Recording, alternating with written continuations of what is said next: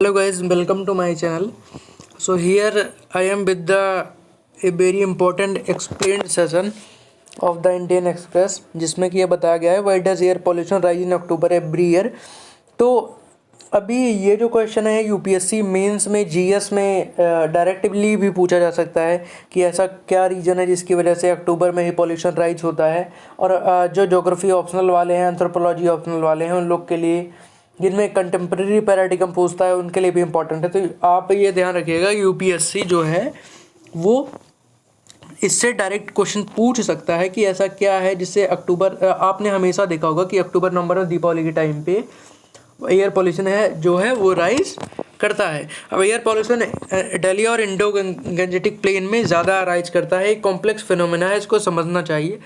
तो इसके फैक्टर्स के बारे में दिया गया है कि अभी वही जिस दिन अभी एक दिन देखा गया कि एयर क्वालिटी इंडेक्स जो था वो मतलब कि जो पॉल्यूशन था दिल्ली में वो सबसे ज़्यादा था। लेकिन जो एनवायरनमेंट मिनिस्टर है उन्होंने कहा कि जिस दिन सबसे ज़्यादा था, तो अभी आपसे कोई पूछे कि पॉल्यूशन क्यों बढ़ रहा है, तो आपका सबसे मेजर पॉइंट जो होगा यही होगा, स्टबल बर्निंग। कि लोग जो पुआल है उनकी खेत की वो फूकते हैं, इनकी वजह से पॉल्यूशन बढ़ता है। तब but the major thing is that कि एनवायरनमेंट मिनिस्टर ने बोला है कि जिस दिन दिल्ली में सबसे ज़्यादा था, स्टबल बर्निंग का कंट्रीब्यूशन केवल 4% था। मतलब अगर 100% अगर जितना भी पॉल्यूशन था 100% में केवल 4% स्टबल बर्निंग का कंट्रीब्यूशन था, और 96% जो है वो और अदर फैक्टर्स जो हैं उनका कंट्रीब्यूशन था। तो ये समझना जरूरी है। अब अगर यूपीएससी ने ये डायरेक्ट क्वेश्चन पूछा और या घुमा फिरा के भी पूछा, अगर आपने स्टबल बर्निंग को सबसे ज़्यादा इंपॉर्टेंस दे दी तो आपके नंबर कट जाएंगे, क्योंकि अगर 4% ही ये कर रहा है तो और जो अदर फैक्टर्स हैं उनको भी इक्वल इंपॉर्टेंस देनी होगी आंसर राइटिंग में। Why does air pollution rise every October in Delhi and Indo Gangetic plain. तो इसमें 3 चीज़ें दी हुई हैं, variety of factor, input of pollutants, weather और लोकल कंडीशन। ये 3 चीज़ें हैं जो अफेक्ट करती हैं। Now let's see one by one. Now the first thing is that कि let's see why does air pollution rise in October each year। So the thing is that October usually mark the withdrawal of monsoon in the northwest India। तो अक्टूबर में क्या होता है कि north west India से जो withdrawal है वो जो मानसून है उसका विड्रॉल होता है। सपोज कि ये अगर मान लीजिए इंडिया है, I don't have the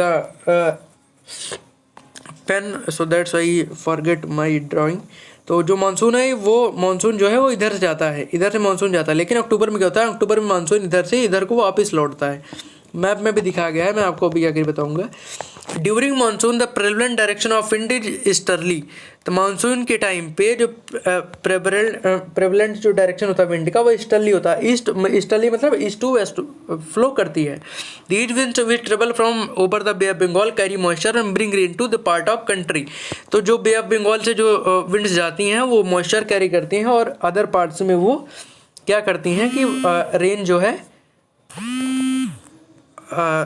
sorry for disturbance, तो जो रेन है रेनफॉल होता है। So that is the thing, sorry for that disturbance, forget about it. Now the thing is once monsoon withdraw the predominant direction of winds change to north westerly। जब monsoon withdraw होता है तो wind का जो direction है north westerly हो जाता है, मतलब नॉर्थ से वेस्ट की तरफ वो मूव करती हैं। During summers to the direction of winds is north westerly.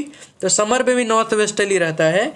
And storms carrying dust from Rajasthan and sometime Pakistan and Afghanistan। According to peer review study conducted by scientists at National Physical Laboratory, 72% of Delhi wind in winter comes from northwest। तो Northwest से 72% जो wind है वो आती है, while the remaining 28% come from the Indo-Gangetic plain। तो 28% जो है वो इंडो-गंजेटिक प्लेन से आती है। In 2017 storm that originated in Iraq Saudi Arabia well led to drastic dip in the Delhi air pollution in the couple of days. तो जो storm एक बार आया था इराक, ओरिजिनेट हुआ था इराक सऊदी अरबिया कुवैत में, उसने क्या किया था कि उसने दिल्ली का जो एयर पोल्यूशन है उसको बढ़ा दिया था बहुत ज़्यादा। तो दैट इज़ द थिंग। तो मैं आपको अभी मैप के थ्रू क्लियर करा देता हूँ। So please rotate your phone also because in landscape it's not possible to tell and explain all the thing. Now the thing is that कि October usually make the withdrawal of monsoon in the northwest India। ये north west है। तो अभी अक्टूबर जो है अक्टूबर जो है, अक्टूबर में मानसून का विड्रॉल होता है। तो मानसून जाता है यहाँ से है, तो यहाँ पे आता है, यहाँ पे बारिश करता है, यहाँ आता है, यहाँ पे एक वॉर्टेक्स नहीं कर सकते, लो प्रेशर जोन बनता है लो प्रेशर वाटर के ऊपर। तो इधर से इधर ये जब मूव करती है, मॉइस्चर कंटेन करती है, यहाँ पे बारिश होती है। अब अक्टूबर में क्या होगा कि अक्टूबर में जब मानसून विड्रॉल होगा, तो ये ITCZ के कॉन्सेप्ट ज्योग्राफी में आप डिटेल में पढ़ेंगे, मैं थोड़ा डिटेल में नहीं जाऊँगा क्योंकि बहुत टाइम टेकिंग हो जाएगा।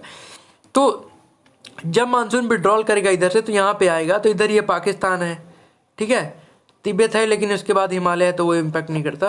तो पाकिस्तान है, अफगानिस्तान इधर मान लीजिए हो गया।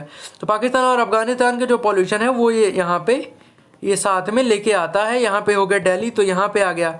इंडो गंजेटिक प्लेन से भी अगर इधर को मूव करती है विंड्स, तो उससे भी पॉल्यूशन होता है। तो स्टबल बर्निंग एक अकेला रीजन नहीं है। स्टबल बर्निंग ओनली 4% कॉज किया था जब दिल्ली की एयर पॉल्यूशन बहुत ज़्यादा था। और अदर ये फैक्टर है, ये विंड का फैक्टर है क्योंकि अक्टूबर में विड्रॉल होता था। एक फैक्टर ये हो गया कि अक्टूबर में मानसून का विड्रॉल होता है, नॉर्थ वेस्टर्ली विंड्स चलती हैं, जिसके थ्रू क्या होता है कि जो यहाँ पे मान लीजिए यहाँ पे जितनी डस्ट और पॉल्यूटेंट है वो आके दिल्ली पे हो जाते हैं। अब next thing is that we need to understand 28% इन्होंने दिया इंडो गंजेटिक प्लेन से आएगा, 72% नॉर्थ वेस्टर्ली विंड से आता है। ये मैं आपको क्लियर कर चुका हूँ पहले ही। Okay, so now let's move further. मैं आपको इसके अलावा भी कुछ पॉइंट्स ऐड कर दूंगा जो मुझे ध्यान में आएंगे। अभी क्या होता है कि दूसरा रीजन क्या है, deep in temperature. When the temperature dips it lower the inversion height which is layer beyond which pollutant cannot disperse into upper layer of the atmosphere. The concentration of pollutant in the air increase when this happen. तो अभी क्या होता है इसके through मैं आपको बताता हूँ। ये जो होता है टेम्परेचर इन्वर्जन का सिनेरियो होता है। टेम्परेचर इन्वर्जन का मतलब ये है कि जब वार्म एयर के नीचे कोल्ड एयर आ जाती है। अब इसके रीजन 3 रीजन होते हैं। मैं तीनों रीजन आपको नहीं बताऊंगा, यहाँ का रीजन मैं बता देता हूँ कि क्यों ऐसा होता है। तो होता क्या है कि मान लीजिए ये है समर, ये है विंटर। समर में क्या होगा, तो समर की हम बात नहीं करेंगे, हम डायरेक्ट विंटर की बात करेंगे। विंटर में ये होता है, ज़्यादा डिटेल की आपको ज्योग्राफी पढ़नी पड़ेगी because I am not going to cover all the thing. ये मान लीजिए विंटर है, तो विंटर में क्या होगा, डे जो होगा वो क्या होगा, छोटा होगा, और नाइट जो होगी वो बड़ी होगी। तो जो हमारी अर्थ है, अर्थ की स्पेसिफिक हीट कैपेसिटी जो होती है उसके अकॉर्डिंग अर्थ जो है बहुत जल्दी किसी भी टेम्परेचर को मतलब कि कंज्यूम करती है, बहुत जल्दी छोड़ती है। मान लीजिए डे है, तो डे में जब धूप आएगी तो अर्थ बहुत जल्दी गर्म हो जाएगी और बहुत जल्दी उसके मॉइस्चर को वो छोड़ भी देगी, ठीक है। तो अब सपोज दैट कि क्या हो रहा है, तो अभी मान लीजिए दिन छोटा हो गया, मान लीजिए डे होने लगा 6 आवर्स का और नाइट होने लगी 10 आवर्स की। सपोज दैट एग्जांपल ले लेते हैं। तो जो अब नाइट में क्या होता है, नाइट में ऊपर से कोल्ड एयर नीचे उगाती है, मतलब नाइट जो है नाइट में अर्थ जो है हीट को लूज करेगी। तो लूज करेगी तो अर्थ जल्दी ठंडी हो जाएगी, ठीक है। तो अर्थ जो हीट लूज करेगी वो डे टाइम की हो रही। अब अगर डे टाइम में वो मान लीजिए 6 हीट ले रही है, 6 नंबर की हीट ले रही है, और नाइट में क्या कर रही है, नाइट 10 आवर्स की हो रही है। तो नाइट में अगर 10 और हीट छोड़ रही है, तो 10 हीट छोड़ेगी, तो ये मान लीजिए 6 डे में हीट आई, उसने 10 छोड़ दिया, तो 4 जो हीट है, जो 4 जो हीट है वो रिमेनिंग बच गई। अब 4 हीट जब में रिमेनिंग बच गई है, तो उसके बाद फिर डे आएगा। फिर जब डे आएगा, डे में फिर 6 आएगी, 6 ये कंज्यूम करेगी, उसके बाद फिर डे में 6 छोड़ेगी, तो 4 + 4 8 हो गया। तो मतलब आप समझ सकते हैं कि हीट ज़्यादा लूज कर रही है, मतलब ठंडी ज़्यादा हो रही है और गर्मी कम हो रही है। इसकी वजह से अर्थ ठंडी हो जा रही है और एटमॉस्फेयर में और ठंडा हो जा रहा है। अब एक कॉन्सेप्ट आता है ट्रोपोपॉज का। तो ट्रोपोपॉज होता है वो विंटर में वेरी करता है। विंटर में जहाँ तक जो गर्म हवा होती है, जब वो हीट पाएगी, जैसे इसका उल्टा करेंगे तो समर में क्या होगा कि डे ज़्यादा लॉन्ग होंगे, तो हीट आएगी, तो जो विंड है स्प्रेड करके ऊपर जाएगी। तो समर में जो ट्रोपोपॉज बनेगा, ट्रोपोपॉज होता है, वहीं पे सारे पॉल्यूटेंट वगैरह उसके नीचे ही रहते हैं, उसको ऊपर नहीं जाते। तो समर में जो ट्रोपोपॉज बनेगा, जहाँ तक वार्म एयर राइज करेगी वहाँ पे ट्रोपोपॉज बन जाएगा। लेकिन विंटर में क्या होता है, विंटर में ये फिक्स है कि अप्रॉक्सीमेटली 8 किलोमीटर पे ट्रोपोपॉज बन जाता है। अब अगर ठंडी और ज़्यादा हो रही है और टेम्परेचर इन्वर्जन हो जा रहा है, उसके थ्रू क्या होगा कि जब वार्म एयर ज़्यादा राइज नहीं कर पाएगी, तो वार्म एयर ज़्यादा राइज नहीं कर, ट्रोपोपॉज यहाँ हो गया। अब ट्रोपोपॉज यहाँ पे हो जाएगा तो उसका हो जाएगा कंडेंसेशन। कंडेंसेशन जब हो जाएगा तो कंडेंसेशन होने के बाद सारे पॉल्यूटेंट यहीं पे हो जाएंगे इकट्ठा। सारे पॉल्यूटेंट जब इकट्ठा हो जाएंगे तो अक्टूबर में ठंडी स्टार्ट होती है, अक्टूबर से सिनेरियो शुरू होता है, और इसी वजह से अक्टूबर में जो है क्या होता है कि पॉल्यूशन ज़्यादा बढ़ जाता है। That is the thing that you need to understand. एक विड्रॉल और रिट्रीटिंग मतलब रिट्रीटिंग मानसून जो होता है वो एक फैक्टर कॉज करता है, एक टेम्परेचर इन्वर्जन जो है वो फैक्टर कॉज करता है। ये बड़ा टॉपिक है, लेकिन अब मैंने आपको ये समझने के लिए इतने के लिए मैंने बता दिया। इसमें देखिए दिया हुआ है as temperature dip the inversion height, तो टेम्परेचर से डिप होगा इन्वर्जन हाइट कम होगी, which is the layer beyond which pollutant can not disperse, तो उसके उस लेयर के ऊपर जो ट्रोपोपॉज होता है उसके ऊपर नहीं जा सकती। The upper layer of atmosphere is lowered, तो ऊपर की जो लेयर है वो कम नीचे हो जाती है। मैंने बताया कि समर में वो ज़्यादा हो जाती है लेकिन विंटर में वो कम हो जाएगी। जब नीचे हो जाएगी सारे पॉल्यूटेंट का कंसनट्रेशन जो है वो नीचे हो जाएगा, पॉल्यूटेंट का कंसनट्रेशन नीचे हो जाएगा, तो जितनी भी तो जब लेयर नीचे हो जाएगी तो पॉल्यूटेंट सारे यहाँ पे आके रुक जाएंगे। मान लीजिए यहाँ पे हो गई लोअर लेयर जो हो गई, तो अगर विंटर में कम हो गई तो यहीं पे सारे पॉल्यूटेंट आके रुक जाएंगे, कंडेंसेशन हो जाएगा, वहीं पे वो सारे रुके रहेंगे, उसकी वजह से पॉल्यूशन जो है बढ़ जाएगा। Now also high winds of very effective in dispersing pollutant but winter bring a dip wind speed, तो एक फिनोमेना ये भी है कि विंटर में जो है विंड स्पीड वो कम हो जाती है overall as compared to in summer के अकॉर्डिंग, तो समर के अकॉर्डिंग जो विंड की स्पीड है वो कम हो जाती है।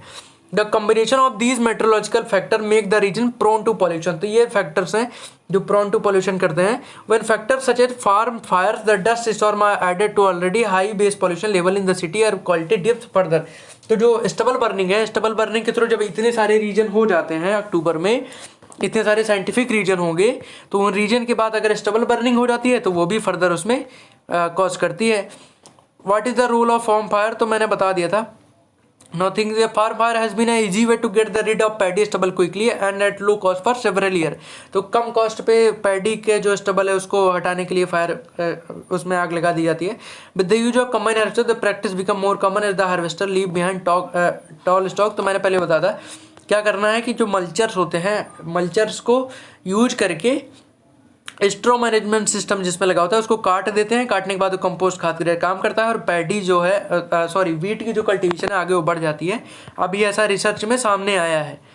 Okay, over the 11 year practice eight thrive despite effort bye centre, तो ये वही दिया हुआ है कि वो उन सारी चीज़ों का यूज करना चाहिए।